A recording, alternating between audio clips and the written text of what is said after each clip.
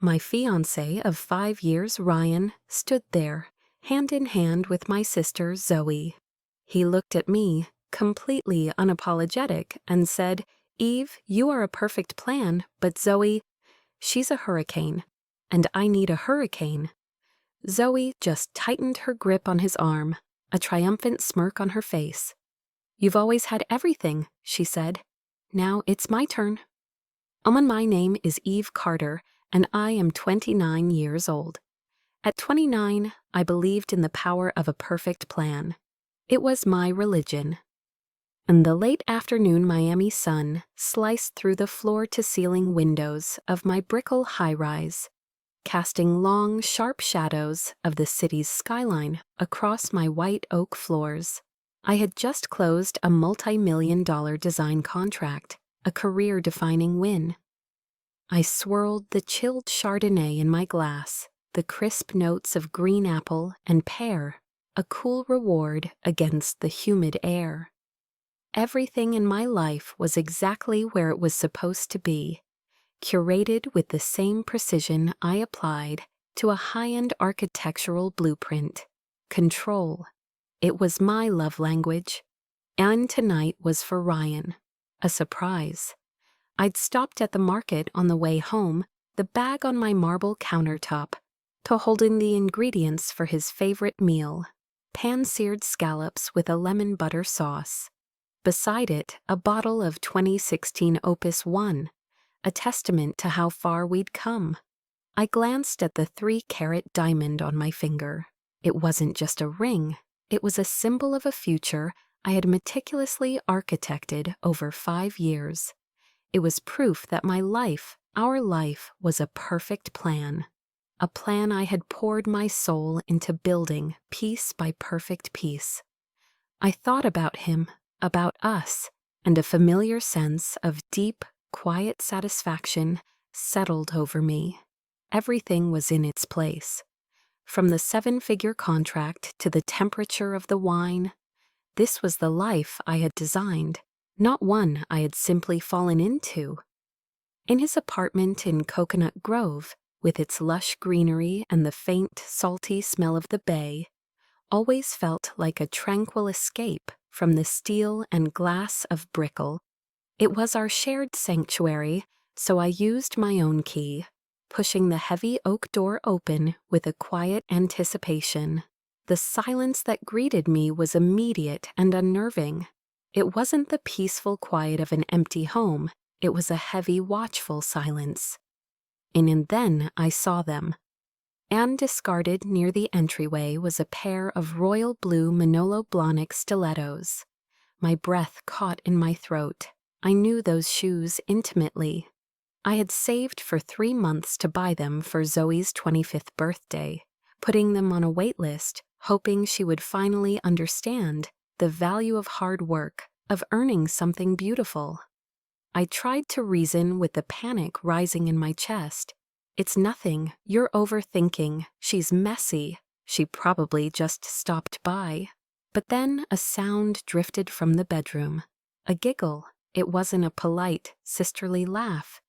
It was intimate, unrestrained, and joyful. It was a sound I had never heard from her before. An icy dread, cold and sharp, snaked its way up my spine. A chilling premonition that something in my perfectly designed world was about to shatter. The air in my lungs felt thick, heavy, as I took a hesitant step forward. The bedroom door swung open, and Ryan emerged first, a white towel slung low on his hips, his hair damp. He froze, his casual confidence evaporating in an instant. And then, like a ghost materializing from my worst nightmare, Zoe appeared behind him. My sister. She was wearing Ryan's pale blue Brooks Brothers Oxford shirt, the one I had ironed for him just yesterday morning. Its sleeves were rolled up her slender arms, the front unbuttoned just enough to be suggestive. Time seemed to warp, to slow down and stretch into an unbearable eternity. The air crackled with the unspoken truth. And they stared at me, cornered. The initial shock on their faces quickly melted away. replaced by something harder, something defiant. It was Ryan who spoke first, his voice devoid of the warmth I had known for 5 years. He looked at me, not with regret, but with a chilling clarity.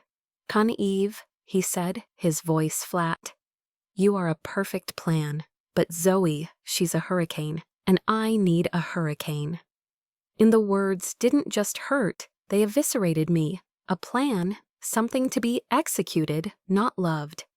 As if on cue, Zoe stepped forward, slipping her hand into Ryan's, a gesture of brazen ownership. She looked directly at me, and in her eyes I saw no shame, no remorse, only the glittering triumph of a lifelong competition, finally won. "And you've always had everything, big sister," she said, a victorious little smile playing on her lips. "Now it's my turn." And I didn't scream. I didn't cry. The capacity for sound had been stolen from my lungs. My throat closed, a knot of pure, unadulterated pain. There was a strange buzzing in my ears, a white noise that drowned out everything but the sight of them standing there, a united front against me. My world, my meticulously designed, perfectly executed world, had just been demolished. And with a calmness that terrified me, I reached for my left hand.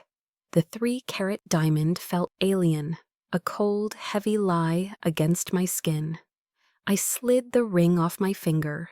The platinum band, once a symbol of a forever promise, now felt like a shackle I was finally removing. I walked to the marble kitchen island, the one we had picked out together, and I placed the ring on its cool, unforgiving surface.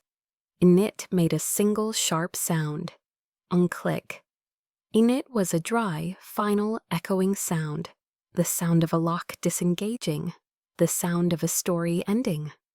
And then I turned and walked away, leaving my perfect plan, my perfect future, lying broken on the counter behind me. And for 3 agonizing days, I existed in a state of suspended animation, a numb shock that insulated me from the full force of the wreckage. The world outside my window continued its vibrant, sun-drenched Miami rhythm, but inside my apartment there was only a heavy, gray, suffocating silence. I hadn't eaten, I hadn't slept, I was simply waiting. Waiting for the phone to ring, for a text message, for some sign that my family, my foundation, would rally around me, would be the sanctuary I desperately needed.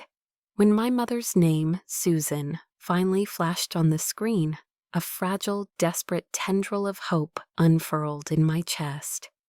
I answered, my throat tight, praying for a comforting voice, for an anchor in the hurricane they had created. And what I got was another knife, this one serrated, twisted slowly for maximum damage. "Sneeve, honey, oh," she began, her voice a familiar, syrupy sweet performance, a sound I now recognized as carefully constructed artifice. "I know you're hurting, but you have to try and think about Zoe, too. She's just devastated." And I was rendered speechless. The word hung in the air, a monument to absurdity. Devastated? Was that the word for the victor? My silence was a chasm, but my mother rushed to fill it, her words tumbling out in a well-rehearsed cascade of emotional manipulation. "You know how love is, sweetie. It's messy. The heart wants what it wants. Ryan told me. He said there was a connection with Zoe he never had with you." She paused, a calculated beat to let the poison sink in. "Look, you're the strong one, Eve. You always have been. You have your incredible career, your independence. Zoe, well, you know she's more sensitive. She needs to be protected, to be looked after. For once in your life, can you just think of your sister?" Every syllable was a masterclass in psychological warfare. She wasn't just excusing their betrayal. She was fundamentally reframing it as my fault. My strength was now a liability. My independence, a reason I didn't deserve give comfort or defense. She was not so subtly implying that I, with mine perfect plan, was somehow cold and unlovable, while Zoe, the hurricane, was full of a passion that was irresistible. She wasn't asking me to forgive. She was asking me to carry the burden of their happiness. She's not saying she's sorry for me, I thought, a cold, hard realization dawning. She's sorry this is inconvenient for her. And the next stage of my public trial was a mandatory non-reconciliation dinner.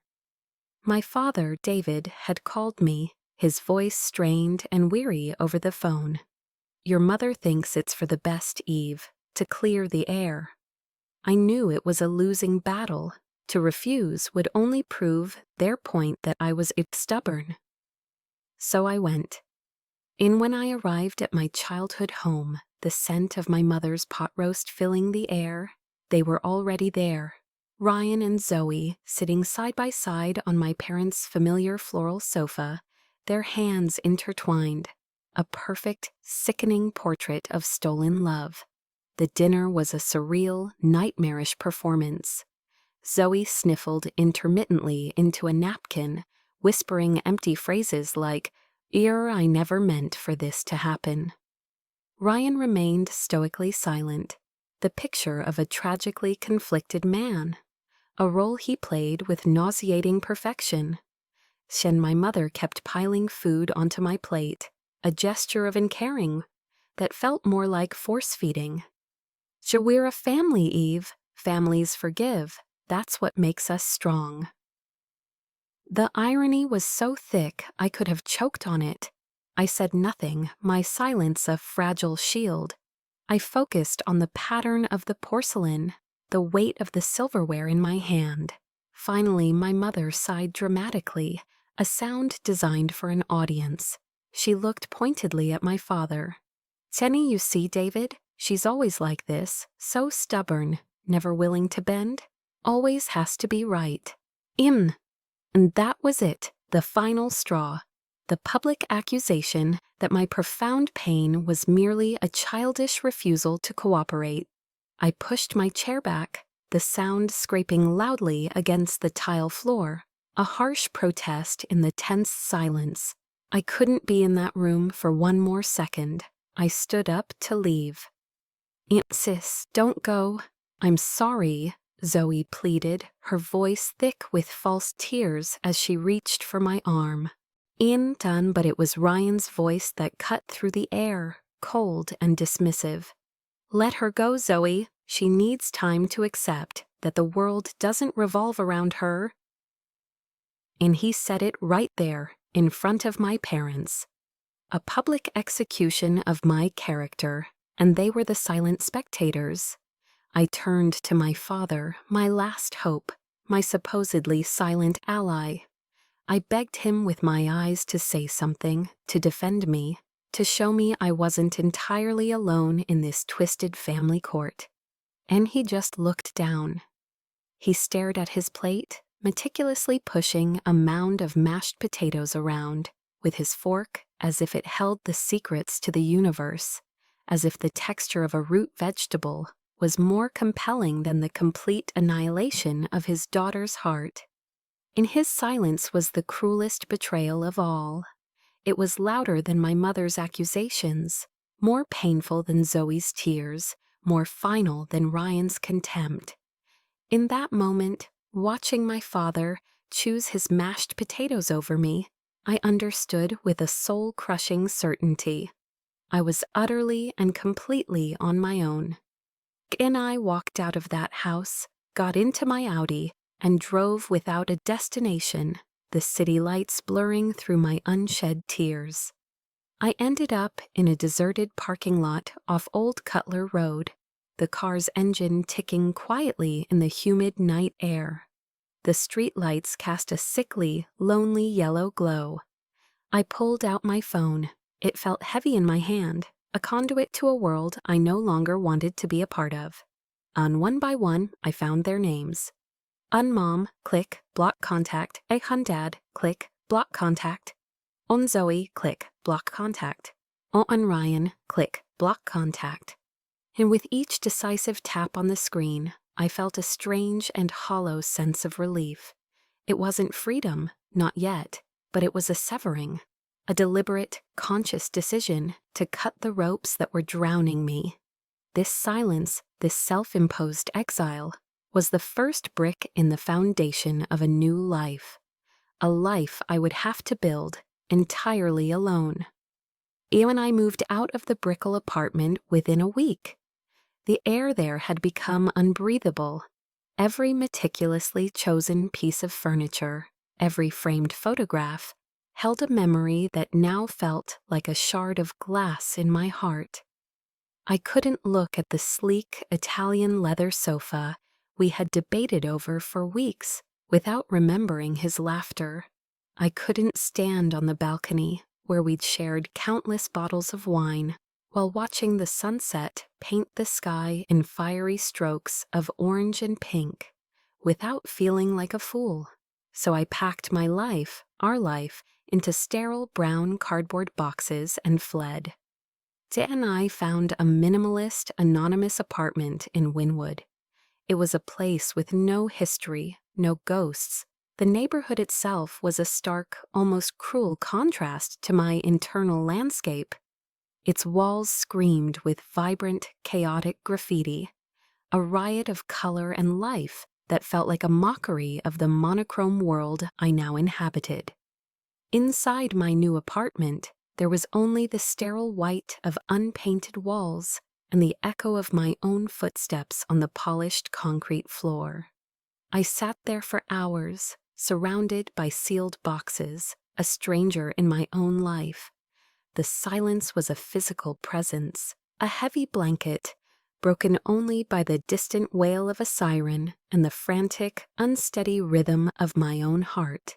It was in that crushing silence that the full weight of my loss settled in. I hadn't just lost a fiancé and a sister, I had lost a future. The entire meticulously drafted blueprint of my life had been incinerated, leaving nothing but ash. And living in Miami, the city I had once loved with a fierce pride, became a daily exercise in navigating a minefield of memories. It was a city of ghosts, and I saw them everywhere. Driving over the soaring arc of the Rickenbacker Causeway, the familiar view of the bay would trigger a gut-wrenching flashback to our sunrise runs, the salty air filling our lungs as we raced each other to the top. I couldn't even think about going to Joe's Stone Crab in South Beach, our celebratory spot for every milestone, without tasting the ash of betrayal alongside their famous key lime pie. Even South Beach itself, that iconic stretch of sand where Ryan had knelt on one knee and promised me a lifetime of forevers, was now forbidden territory, a wound too raw and septic to touch. My city, my vibrant, beautiful city, had been stolen from me. Every corner, every street, every beloved haunt was now branded with their story, not mine. I felt like an exile in my own home, haunted by the ghosts of a life that was no longer mine to live. They had not only taken my future, they had colonized and poisoned my past. At work, I was a machine, a high-functioning automaton. I was still Eve Carter, brilliant creative director. I threw myself into my job with a desperate manic energy that bordered on self-flagellation. I worked late, arrived early, took on the most difficult, soul-crushing projects, and volunteered for every impossible deadline.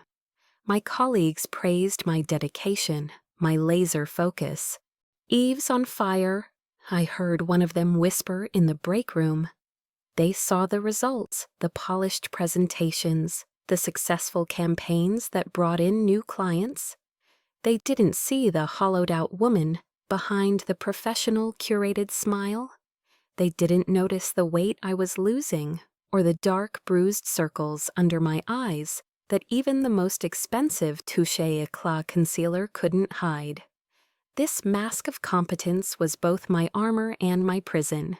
It got me through the days, one billable hour at a time, but it also locked me away, isolating me so completely that no one could reach the real fractured person underneath. I was dying from the inside out, and no one even knew I was sick. One Friday night, weeks later, the facade finally irrevocably cracked.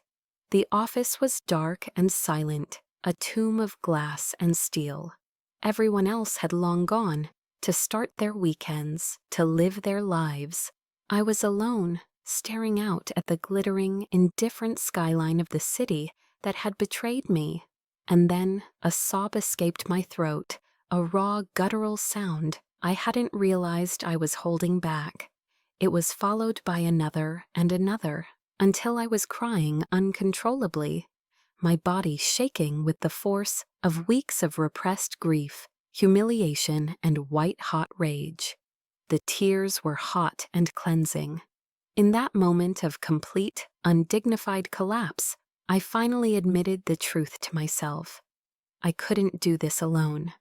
I couldn't outrun the ghosts or mask the pain forever. My hands shaking, I pulled out my phone. I scrolled through my contacts, my thumb hovering over the one name I had avoided calling, the one I'd seen as a sign of weakness. Chloe had given me the number weeks ago. Just in case, she'd said, her eyes full of a wisdom I hadn't been ready to accept. It felt like a lifetime ago. Finding the number of a therapist felt like an admission of defeat, a final humiliating surrender. But as I sat there, broken and alone in the dark, I realized it wasn't surrender at all. It was the first sign of hope. In the phone call to the therapist's office was one of the hardest things I'd ever done. My voice was a weak, trembling whisper, the voice of a stranger. But the architects of my healing were waiting.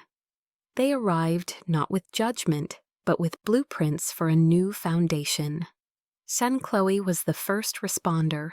She didn't just bring pints of Jenny's splendid ice creams, specifically the brown butter almond brittle flavor she knew I loved, and bottles of Oregon Pinot Noir. She showed up at my sterile Wynwood apartment with moving boxes of her own, filled with things from my old life she knew I'd want but couldn't bear to retrieve myself. She rolled up her sleeves and helped me unpack, transforming the empty space into something resembling a home. One afternoon, as I sat on the floor amid a sea of bubble wrap, I started down the familiar spiral of self-blame. Maybe if I had been more spontaneous, more like a hurricane. And Chloe stopped what she was doing, walked over, and gently took the pint of ice cream from my hands. She looked me straight in the eye, her gaze firm and unwavering. Stop it, right now," she said, her voice leaving no room for argument. "This is not on you. This is on a weak man who couldn't handle a strong woman and a venomous snake who craves whatever she can't have. The only mistake you made, Eve, was being too damn good to both of them." Her words were not just comforting, they were a lifeline. Chloe was my truth teller, an anchor of fierce, unshakable loyalty that held me to reality when I was about to be swept away by a tide of self-doubt. My first session with Dr. Alan Grant was the following week. His office in Coconut Grove was a sanctuary shaded by ancient banyan trees, a world away from the harsh glare of my recent life. He was an older man with kind eyes and a profound, empathetic silence that invited honesty. I expected him to ask me about my childhood, to dig for Freudian explanations. Instead, he just listened. I told him everything, the words spilling out in a messy, disjointed torrent. The perfect plan, the hurricane, the shoes, the mashed potatoes. When I finally fell silent, exhausted, he didn't offer any placating platitudes. He simply nodded slowly. "Eve, he said, his voice calm and validating. What you're experiencing is known as complex relational trauma. A simultaneous betrayal from your primary support system, your partner, and your family creates a uniquely deep and disorienting wound. Your feelings of shock, rage, and confusion are not just valid. They are a perfectly rational response to an irrational situation. And hearing him give my pain a name, a clinical definition, was like a pressure valve being released inside my soul. For the first time in weeks, I didn't feel crazy. I felt seen. The shame I had been carrying, the secret fear that I was somehow broken or overreacting, began to dissipate under the gentle light of his professional validation. He gave me permission to feel exactly what I was feeling. And under the dual guidance of Dr. Allen's wisdom and Chloe's unwavering friendship, I began to take the first tentative steps toward rebuilding. It wasn't about reclaiming my old life. It was about building an entirely new one, a life that was solely mine. These weren't grand, dramatic gestures. They were small, quiet acts of self-reclamation. Knit was buying a single, beautiful Boston fern and placing it in a sunlit corner of my new apartment. A small promise of life in the empty space. It was discovering Panther coffee in Wynwood, sitting alone at a small table and savoring the rich, dark taste of a properly brewed espresso, learning to enjoy my own company again. It was signing up for a Tuesday night pottery class, feeling the cool, damp clay, spinning beneath my hands on the wheel, the simple, grounding act of creating something new and whole out of a formless lump. Each action was a small brick laid in a new foundation. It was fragile, yes, but it was mine. For the first time in months, a sliver of peace began to settle in my heart, a quiet, cautious sense of hope. In one Thursday evening, I returned home from my pottery class, my hands smelling of clay, a small, imperfect bowl I had made clutched in my bag. I felt a flicker of something I hadn't felt in a long time, a gentle, uncomplicated contentment. I decided to check the mail, a mundane task. I sifted through the usual junk mail and bills. And then I saw it.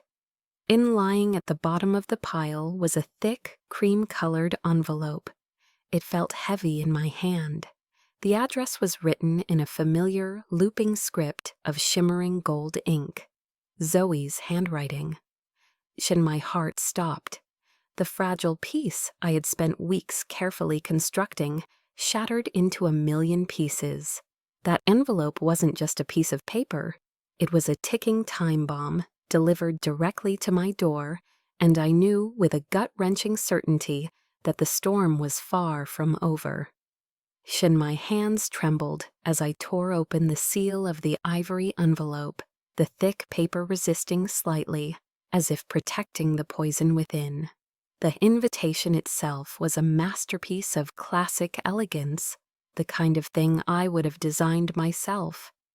Thick, expensive cotton stock, glimmering gold script announcing the union of Zoe Carter and Ryan Davies at the magnificent, historic Biltmore Hotel in Coral Gables. It was a fairy tale wedding invitation for a fairy tale I was supposed to be living. But it wasn't the formal card that made the blood freeze in my veins. Tucked inside, with a sickeningly sweet pretense of thoughtfulness, was a smaller, handwritten note on matching stationery. Zoe's perfectly rounded, loopy handwriting, the same script that used to fill birthday cards with girlish affection, now seemed to dance mockingly on the page. "Hun, dearest Eve," it began, the word dearest a sharp, bitter irony.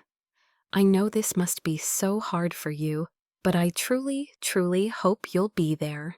It would mean the world to Ryan and me if you would stand beside me as my maid of honor on the most important day of my life. After all, you're my only sister. "I love you, sis," in maid of honor. The sheer, unadulterated audacity of it stole the air from my lungs. It was a gasp, then nothing. The request wasn't just insensitive, it was a calculated act of psychological cruelty. It was a demand for my public endorsement of their treachery. She wanted to parade me on that altar in a pastel dress, a living trophy of her conquest, a smiling, silent prop to legitimize her victory in front of all our friends and relatives. She wanted me to hold her bouquet while she recited her vows to the man who was supposed to be my husband, to watch him put a ring on her finger. It was a declaration of war disguised as a loving, sisterly request. The next morning, the coordinated assault began, as if they had strategized it. My phone, which I had foolishly unblocked in a moment of weakness, buzzed with my mother's name. Her voice was like honey laced with arsenic, sickeningly sweet. "Haneve, darling, you got the invitation, I assume? It's just beautiful, isn't it? I do hope you're going to handle this like the mature adult you are. This is your sister's day, her one special day. Please don't make it awkward for her with any residual selfishness." And I stayed silent, gripping the phone, focusing on my breathing, a simple in and out technique Dr. Allen was teaching me. My silence only fueled her. If you don't go, what will people think?" she continued, her voice now laced with that familiar tone of manipulative, high-stakes concern. "They'll think you're bitter, that you can't move on. You'll be embarrassing the entire family. Think of the gossip. Your father and I won't know where to look. Is that what you want? To humiliate us because you can't be happy for your own sister?" Each word was a precision-guided missile aimed directly at my deepest insecurities. My fear of being judged, of being seen as the pathetic, jilted woman. She was using the weight of family honor, of social appearances, to shackle me into compliance. I was to be sacrificed on the altar of what people will think. But the final devastating blow came that evening after a long day of pretending to function at work. It was my father. His voice on the line was tired, drained. The voice of a man who had already surrendered in a battle I didn't even know he'd fought.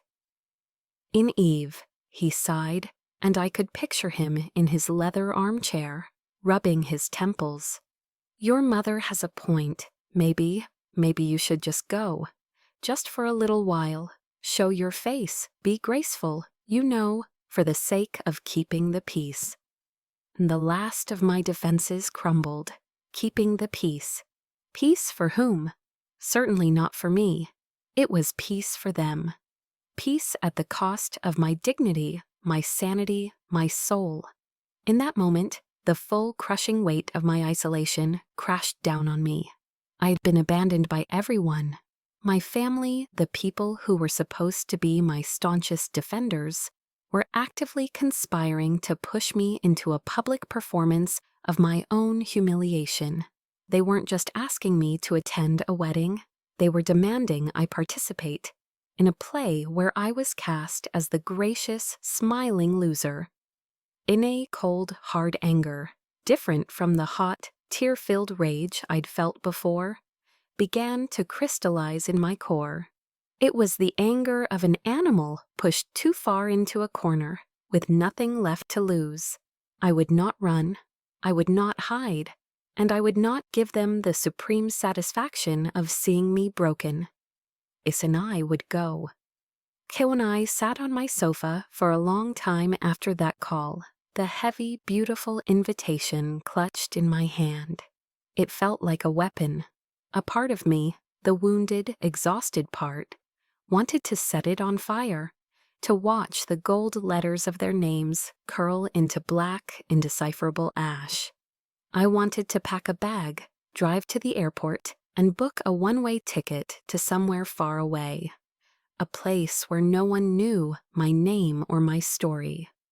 But another part of me, A small, stubborn ember that had refused to be extinguished through all of this roared to life. It roared that I would not let them define me by my pain. I would not let them win by turning me into a fugitive from my own life. I stared at the invitation, at their names entwined in elegant, pretentious script, and a decision, a wild, terrifying, and liberating decision, took root in my soul. And if you were me, sitting there in that silent apartment, holding the invitation to your own personal hell, cornered by the very people who were supposed to love you unconditionally, what would you do? Would you tear up the invitation, block them all again, and protect your hard-won peace? Or would you walk into that wedding with your head held high and face them and the whole world on your own terms? Tell me what you think in the comments. I could really use your advice. Chaninan, Hernin, are you insane? It's emotional suicide, Chloe screamed into the phone, her voice a mixture of horror and disbelief. Sin and I held the phone slightly away from my ear, a cold, calm resolve settling over me. No, I replied, my own voice steady, devoid of the tremors that had plagued it for weeks. It's war, and I'm not going in unarmed.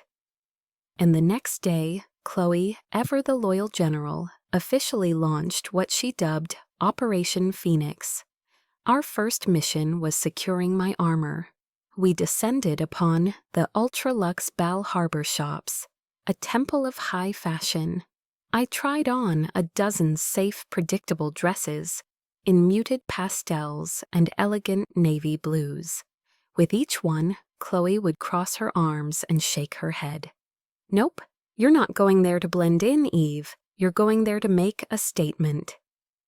And finally, in the sleek, minimalist boutique of Galvan, London, we found it. It was a slip dress of the purest, most unapologetic scarlet silk. It draped over the body like liquid fire, hugging every curve before falling to the floor, its back cut daringly low. The moment I saw myself in the mirror, I understood. This was it. In red, Chloe declared, her eyes shining with strategic brilliance. It's the color of love, of passion, and of danger. It says, look at what you lost, and don't you dare mess with me, all at the same time. But Operation Phoenix was about more than just a dress. It was a complete overhaul, a forging of a new self from the ashes of the old. I hired a personal trainer at Equinox Brickle, a grueling regimen that transformed my grief and fury into fuel. With every deadlift, I imagined pushing away my mother's manipulative words.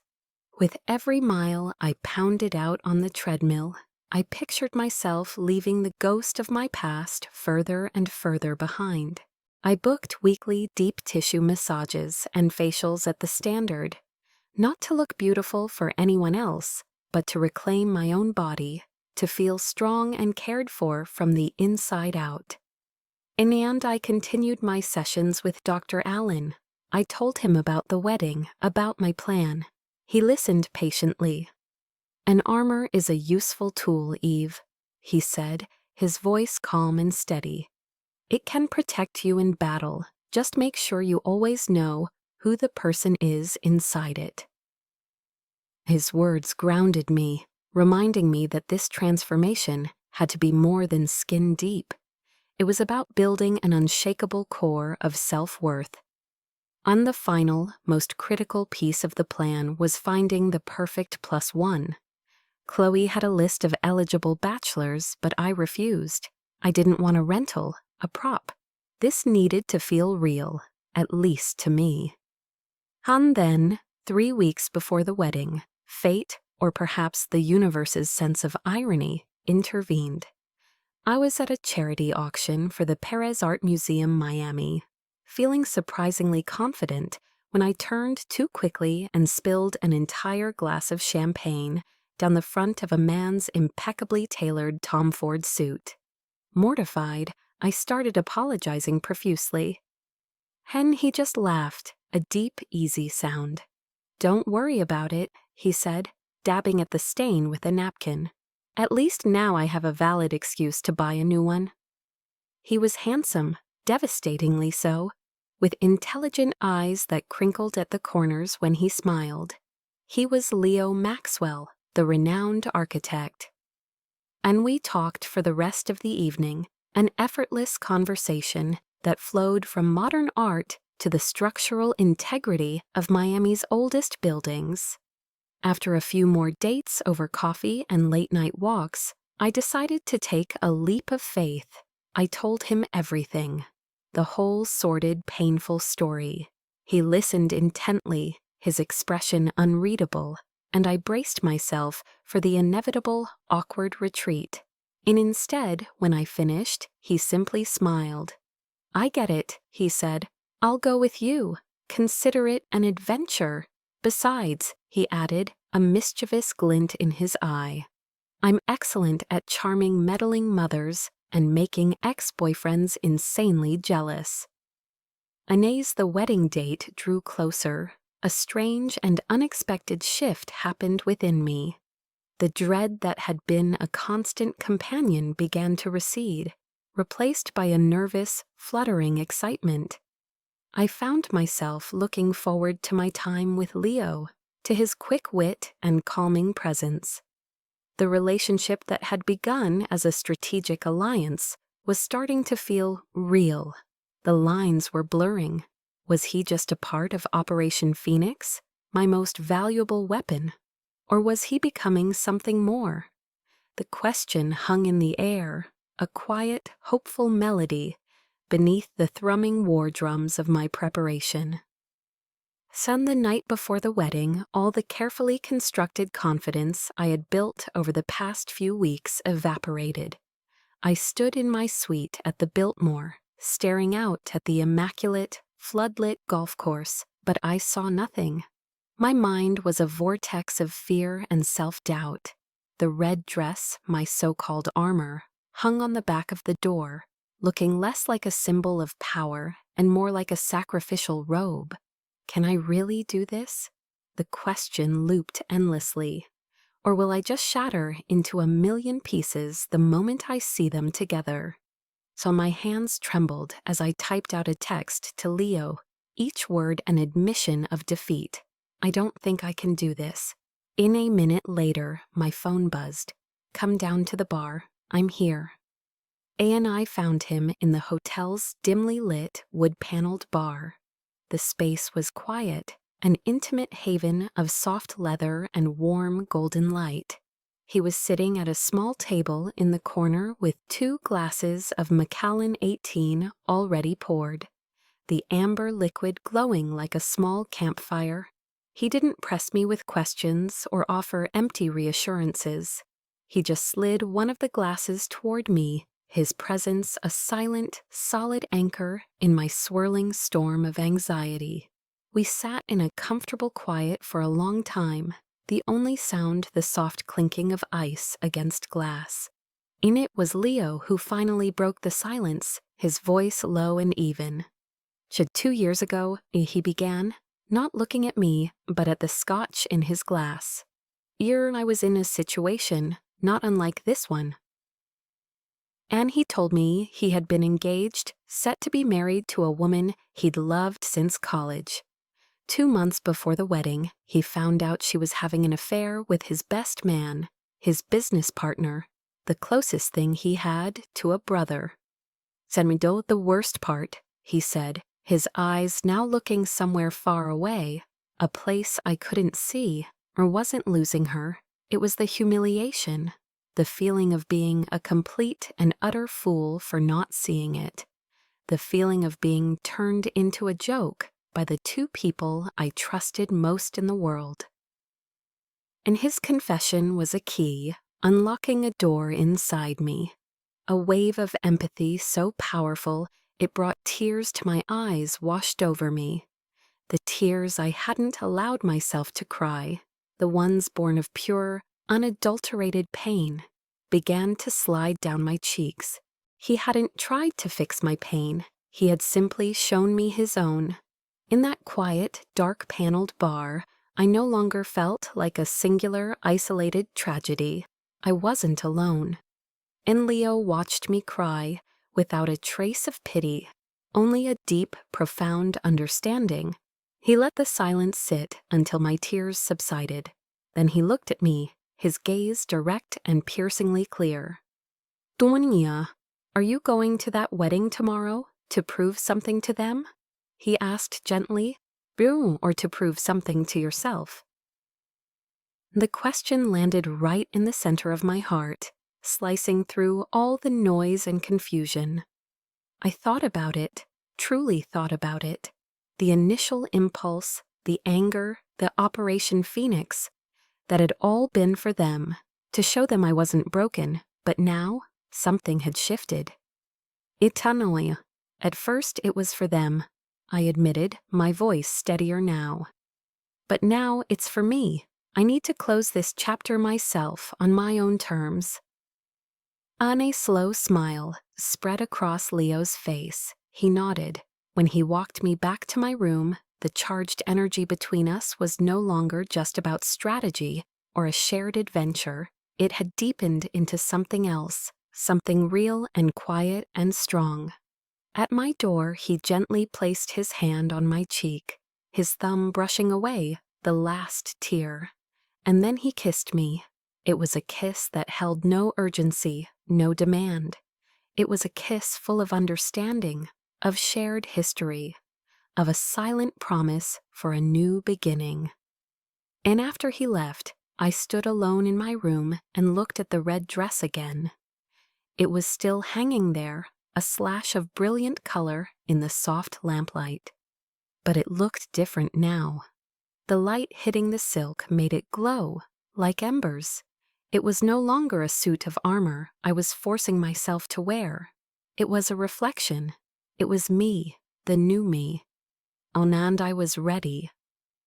The grand ballroom of the Biltmore Hotel was an architectural masterpiece, a symphony of vaulted ceilings, soaring archways, and the soft golden glow of massive crystal chandeliers. It was a room built for fairy tales, now filled with a sea of pastel silks, black tuxedos, and the low, polite hum of 200 conversations. Chloe had been a maestro with her makeup brushes, giving me a subtle smoky eye that made me feel mysterious, and a bold, classic red lip that matched the dress. It was a shade of red that felt like a declaration. When Leo arrived at my suite door, he simply stopped, his breath catching for a moment. "Eve," he said, his voice a low murmur of appreciation. "Yope, you are not a hurricane. You are a wildfire." When the heavy, ornate doors to the ballroom swung open and we made our entrance, a hush fell over the room. It wasn't a dramatic, movie-like silence, but a subtle dip in the ambient noise, a collective, momentary pause as every head turned. My dress was a slash of pure, unapologetic crimson in a muted sea of polite, socially acceptable colors. It was a statement of intent. Leo, impossibly handsome in his perfectly tailored Tom Ford tuxedo, placed a steadying, reassuring hand on the small of my back. We didn't lurk in the corners or attempt to hide behind a towering floral arrangement. We walked with purpose directly into the heart of the room, smiling, nodding, greeting the friends and distant relatives I hadn't seen in months.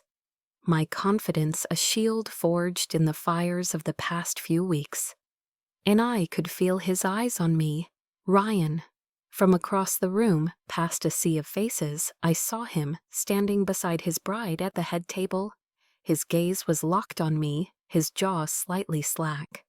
It wasn't a look of anger, but of stunned, wide-eyed disbelief, as if he were seeing a stranger he vaguely recognized. I met his stare for a brief, charged moment, offering a small, serene smile, before turning my attention back to Leo.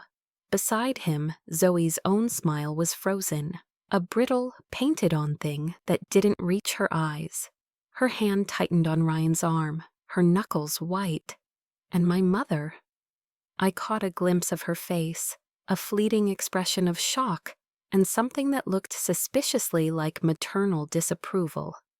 Good, I thought, a spark of cold satisfaction igniting within me. Operation Phoenix is officially underway. And the dinner was a blur of polite, meaningless conversation and exquisitely prepared food I barely tasted. The Chilean sea bass might as well have been cardboard. I was running on pure adrenaline. The toasts began after the main course. Ryan's best man, a fraternity brother, gave a rambling, unfunny speech filled with inside jokes. The maid of honor, a bubbly college friend of Zoe's, cried through her entire saccharine tribute. And then Zoe herself stood up, a vision in white lace, tapping her champagne glass for attention. She took the microphone, her hand trembling, with what I knew, with an expert's certainty, was feigned emotion. "Nin, they say," she began, her voice quivering artfully, "that true love always finds a way home." She paused, her eyes flicking to me for a fraction of a second, a tiny venomous glance meant only for me.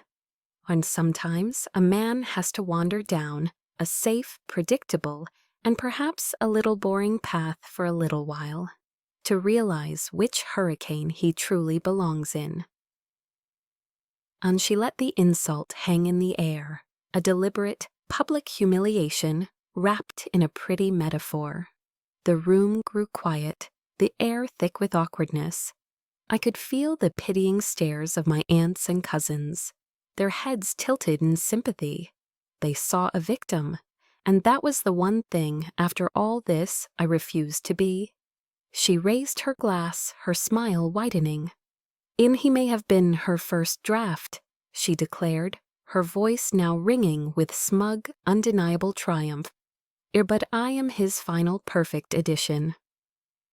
In the applause was scattered, hesitant, and died out quickly. The MC, a man with a practiced plastic smile, sensed the social disaster and quickly tried to move on. "Wonderful, wonderful, such beautiful words. Now before we open up the dance floor for our happy couple." But I was already standing up. And I didn't push my chair back aggressively or make a scene. I simply rose with a quiet, deliberate grace, a small, calm smile on my face, as if I'd been on the program all along. The entire room, all 200 guests, fell silent. All eyes, without exception, were on me.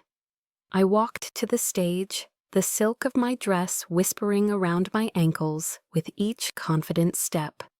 The flustered MC, seeing the determination in my eyes, simply handed me the microphone. Sinai held it, letting the weight of it ground me, letting the silence stretch for one beat, then two. I looked directly at the head table, my gaze sweeping over my mother's tight, disapproving face, my father's suddenly fascinating dinner plate, and finally settling on the bride and groom. "Nah, thank you, Zoe," I said, my voice clear and steady, amplified by the speakers so that it filled every corner of the grand ballroom.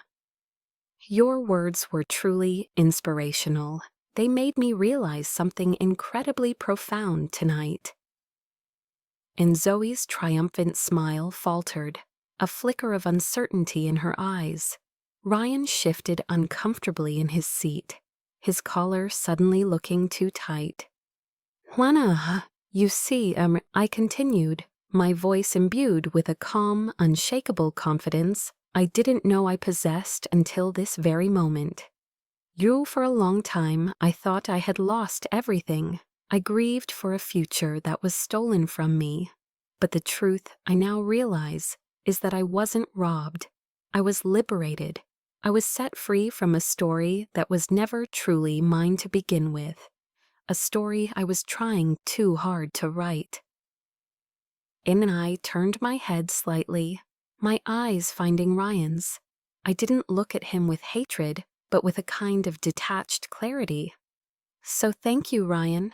Thank you for showing me the critical difference between being someone's perfect plan and being their heart's choice. You taught me a lesson in my own value that I could never have learned otherwise. On his face paled, the color draining from it. I then turned my gaze to my sister, the victorious bride in her white dress. Hintinu. And Zoe, I said, my voice softening just a fraction, a surgeon's touch before the final precise incision. Thank you. Thank you for being so willing to pick up a first draft that I had already decided to discard. Your enthusiasm has freed me. It has cleared the space in my life and in my heart for a true masterpiece. With perfect timing, I looked out into the crowd, and my eyes found Leo. He was already rising from his seat, a proud, beautiful, incandescent smile on his face. I reached my hand out to him as he joined me on the edge of the stage, his warm, strong hand enclosing mine, a silent declaration of his own. And I raised my free hand as if holding a champagne glass to the light. So I wish you both, I said, my voice ringing with an undeniable, unshakable finality, the exact happiness that you both so richly deserve. And for one long, breathless second, there was absolute, stunned silence, and then the room erupted. It wasn't polite, scattered applause. It was a wave of genuine, heartfelt, thunderous clapping that rolled through the ballroom. They weren't clapping for a vicious takedown. They were clapping for elegance, for strength, for a woman who had refused to be a victim and had instead rewritten her own ending with untouchable grace and power. Anna, through the roar of applause, I saw the aftermath clearly. Zoe, her face as white as her expensive dress, turned and fled the stage, stumbling slightly as she rushed towards the ladies' room. Ryan sat frozen in his chair, staring into space like a man who had just witnessed a car crash in slow motion. And my mother, my own mother, looked at me for the first time in my entire life with an expression I couldn't quite decipher, a terrifying mixture of shock, awe, and perhaps a tiny flicker of fear. Itanai handed the microphone back to the stunned MC. Leo squeezed my hand, his thumb stroking the back of it. We didn't say another word. We didn't need to. Our work here was done. We turned, and together, we walked out of the ballroom, leaving the wreckage of their perfect day behind us. The adrenaline from the ballroom carried Leo and me out into the warm, humid Miami night. We didn't speak on the ride back. There was nothing to say. A profound sense of release, of a heavy weight finally lifted, settled between us. The war was over. Now came the aftershock. As we waited for the valet in the grand Spanish-style portico of the hotel, a frantic figure intercepted us. It was Zoe. Her face was a mess of tear-streaked mascara and blotchy red skin. The triumphant bride was gone, replaced by a distraught, unraveling girl. "Hitnyama, why?" she sobbed, her voice raw and accusing. "Why did you have to do that? Why couldn't you just scream at me? Why do you always have to make everything look so easy?" And for a brief, stunning moment, the curtain of malice was pulled back, and I saw the insecure little girl who had lived in my shadow her entire life. A girl so desperate for her own spotlight that she was willing to burn down my world to get it. The old Eve would have felt a pang of guilt, a need to comfort her. But the new Eve simply felt a deep, profound sadness for the both of us. "No, because your war isn't my war, Zoe," I said, my voice calm and devoid of anger. "I truly hope you find what you're looking for, not in Ryan, but in yourself."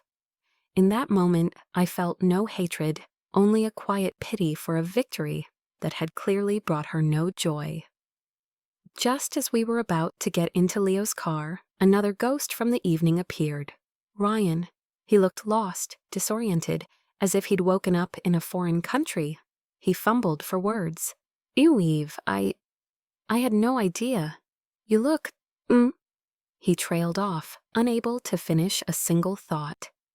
A and I looked at the man I had once planned to spend my life with, and I felt nothing but a distant sense of detachment. The chains were well and truly broken. "Well, you don't have to say anything, Ryan, Harui," I said, my voice gentle but firm. "I honestly wish you happiness." I saw it then in his eyes, not love, not even remorse for the pain he'd caused. I saw the simple, pathetic regret of a man who had made a bad bet and was just now realizing how much he had lost. That was the final closure I needed. The weeks that followed were quiet. Then, inevitably, my mother called. I let it go to voicemail, but she called again. I finally answered, bracing myself. Her voice was sharp with recrimination. No, I cannot believe what you did, Eve. You humiliated your sister on her wedding day. Their honeymoon in St. Bart's was a disaster. They argued the entire time, and it's all your fault." And the Eve of the past would have absorbed the guilt, would have apologized for having feelings, but that Eve was gone. Kenny and I took a deep, steadying breath. "Mom," I said, my voice quiet but unshakable. "I love you, but I am not going to discuss this with you anymore. Their happiness is not my responsibility, my peace." I paused, letting the words sink in. "It is my priority now." And before she could launch into another tirade, I gently pressed the red icon on my phone screen. I ended the call. For the first time in my 29 years, I had drawn a hard boundary with my mother, not out of anger, but out of self-preservation. It felt like taking my first breath of clean, fresh air after a lifetime in a smoke-filled room. It was terrifying, and it was glorious. In that night, Leo and I were in the kitchen of his beautiful, airy home in Key Biscayne. The scent of garlic and basil filled the air as we made fresh pasta from scratch. A quiet jazz playlist, something by Miles Davis, was murmuring from the speakers. We worked together in an easy, comfortable rhythm, our hands brushing as we reached for the olive oil, our laughter filling the warm space. He told me about a difficult client, and I told him about a breakthrough I'd had on a new design project. It was simple. It was real. And as I watched him laugh, his face illuminated by the soft kitchen light, the contrast hit me with the force of a physical blow. The chaos, the drama, the toxic, conditional love of my old life versus this easy peace, this genuine warmth, this man who had seen me at my most broken and had not tried to fix me, but had simply shown me his own scars. That quiet, peaceful kitchen was more of a home than my childhood house had ever been, and I knew with a certainty that resonated deep in my bones that I was finally on the right path. I was heading north. In 6 months after the wedding, I agreed to attend Thanksgiving dinner at my parents' house. This time I went alone, not as a statement, but because I felt grounded enough in myself to not need a buffer. The atmosphere was different, stripped of the thick, cloying tension that had defined our family for so long. The conversation with Zoe, for the first time in years, was not a battle. She looked tired, the sharp edges of her triumphant arrogance softened by reality. "Marriage is harder than it looks on Instagram," she admitted quietly, over a slice of pumpkin pie. "Ryan is complicated. Maybe I'll call that therapist you told me about." It wasn't an apology, and I didn't need one. It was something far more valuable, a crack in the facade, an admission of vulnerability. It wasn't total forgiveness, but it was the beginning of something new. a fragile, more honest relationship between two sisters, finally free from the shadow of unspoken competition. Even my mother looked at me differently, with a new, hesitant respect in her eyes. The power dynamic had irrevocably shifted. And that Christmas, during the annual Night Garden Festival at the Fairchild Tropical Botanic Garden, Leo led me away from the crowds, down a path illuminated by thousands of twinkling fairy lights. The air was filled with the scent of night-blooming jasmine. He didn't get down on one knee. He didn't present a velvet box. He simply took both of my hands in his gaze warm and serious under the magical glow. "Senini Eve," he said, his voice a low, steady murmur. "I don't want us to rush anything, but I want you to know where I stand. To me, you are not a hurricane, and you are certainly not a plan. You are my true north, my final destination." He smiled. "And whenever you're ready, I want to build a home with you." And he then placed a small, heavy box in my palm. I opened it. Inside, nestled on a bed of dark velvet, was not a diamond ring. It was a beautiful antique silver compass. Its needle, steady and true, pointed north. It was the most romantic, most perfect proposal I could have ever imagined. It wasn't a promise of ownership, but a promise of direction, of a shared journey. Fiancé, year to the day after the wedding that had shattered my world, Leo and I were walking barefoot on South Beach. The gentle evening waves lapped at our ankles, and the sky was a soft canvas of lavender and rose. This exact stretch of sand was once a place of immense pain, the ghost of a false promise. For months, I couldn't even drive past it, but now standing here with Leo's hand in mine, it held no power over me. It was just a beach. Te and I looked at the silver compass I now wore on a delicate chain around my wrist. The needle pointed north, as always, and in that moment of profound peace, I finally understood the true, paradoxical nature of my journey. The most devastating betrayal of my life had also been its greatest gift. It had been a violent, painful, necessary act of demolition. It forced me to bulldoze a life that was built on the shaky foundations of other people's expectations and my own desperate need for their approval. It had burned everything to the ground so that I could finally build something real, something that was truly my own, from the bedrock up. As I had found my true love. It wasn't in a man, not really. It was in the woman I had become in the aftermath of the fire, stronger, wiser, free. And Leo, he wasn't my savior. He was the fellow architect who had shown up, not to rescue me from the ruins, but to stand beside me, hand me a blueprint, and help me build something beautiful and new together. Sin, thank you for following my journey, a journey that began with devastating betrayal, but ended with me finding my own true north. And we all face storms in our lives that force us to rediscover who we are. For me, it was a red dress and a single, powerful speech. What about you? What was the moment you decided to take back your own story? Anne and I would love to read your stories of resilience in the comments below. This is a space where stories like ours are honored. And if my journey today resonated with you, please subscribe channel and turn on notifications so you won't miss the next story. Sanin Kawan.